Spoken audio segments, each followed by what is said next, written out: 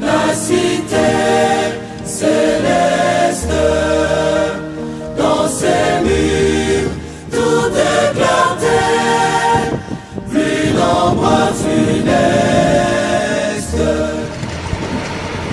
Beaucoup de monde pour rendre les derniers hommages à celui que le prophète de l'âge a appelé, je cite, un trophée de la grâce de Dieu. Le frère George Willard Collins est rentré à la maison depuis le vendredi 20 octobre dernier à Floyd Memorial Hospital où il était admis depuis quelques jours.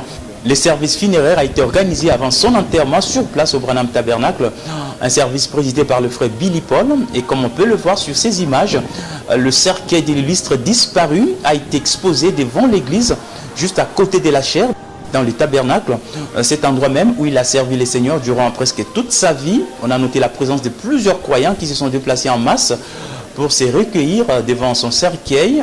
Larmes et émotions étaient bien palpables. Son inhumation a eu lieu dans ces vieux cimetières de Jeffersonville, appelé Eastern Cemetery, où sont enterrés d'ailleurs beaucoup de saints de Branham Tabernacle. Et là, on retrouve également la tombe du prophète Branham qui est située juste à quelques pas de l'endroit où l'on va déposer dans quelques minutes le corps de frère Collins.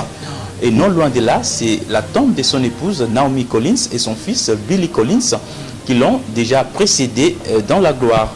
Des réactions sont très nombreuses après la disparition de celui qu'on considérait comme l'un des derniers témoins de l'histoire du message, c'est-à-dire ces gens qui ont eu le privilège de vivre avec le prophète messager de ces derniers âges. Après le départ du frère Pierre Green, décédé le 20 août 2015, aujourd'hui, les mondes du message pleurent un autre vétéran, Willard Collins, qui fut un ami et un proche collaborateur de William Branham. Il a travaillé aux côtés de frère Neville comme son assistant jusqu'en 1969, où il est devenu pasteur tutélaire de Branham Tabernacle.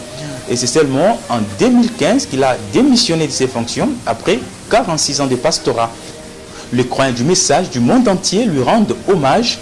Et au chapitre des réactions, on retrouve plusieurs commentaires qui ont été laissés par le frère et sœurs, comme celui-ci qui dit Dieu a utilisé cet homme pour bénir les âmes, que ton âme repose en paix jusqu'à ce qu'on se rencontre au pied de Jésus.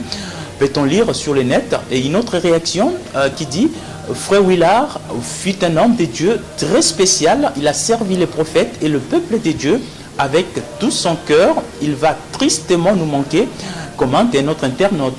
Franchement, les réactions sont innombrables et elles continuent de pleuvoir. Plusieurs pasteurs en Afrique ont également rendu hommage à ces vaillants combattants de la foi et la plupart des sites internet du message commentent les qualités tout à fait indéniables de l'illustre disparu. Voilà Jonathan, tout ce qu'on peut dire concernant les déroulements de ces funérailles qui se sont passées dans la plus grande sobriété devant plus d'une centaine de croyants qui sont venus de toutes parts.